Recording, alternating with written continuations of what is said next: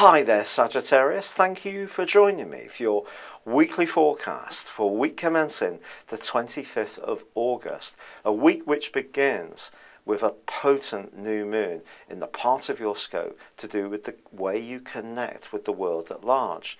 Now, this could be in terms of voluntary stuff you do locally. It could be in terms of your work. It's possible in terms of how you interact with younger members of your family. And also your standing and desire to have your voice heard and to be authoritative is also boosted over the next 4 weeks. So you could use this as a staging point to be much clearer about the goals that you want to achieve around these areas and use the extra energy of the new moon to help you to achieve them.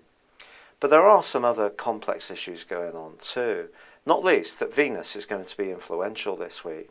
In the first 3 days, it's actually forging a really funky link with Uranus, pointing towards a chance to do something spontaneously with a friend.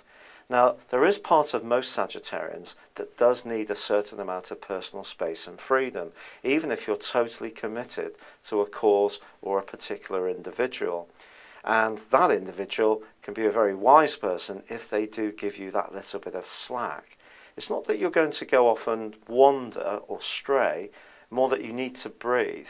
And something therefore could come up at the heart of this week, which sees you having an opportunity to go and refresh yourself with something new and different.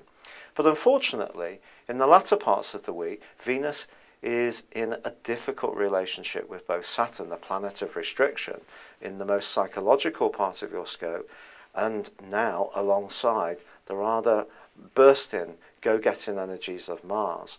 The problem is when Mars and Saturn join together in a conjunction in the 12th solar house, a lot of psychological stuff can get raked up. And you may not be totally in control of how you feel about certain emotions, and especially when it comes to a love relationship. And you may find that some frank exchanges occur in the second part of this week. Now, very often, you're someone who's very comfortable with talking honestly and from the heart.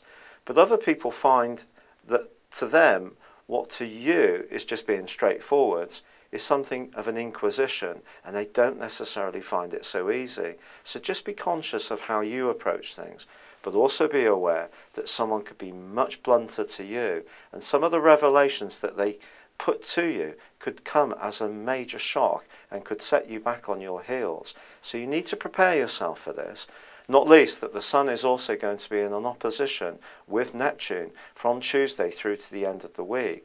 And some of your hopes for the future in terms of your goals could be influenced by some confusion, especially if your emotional state and outlook or issues around where you live or family life are not working quite as well as they could do.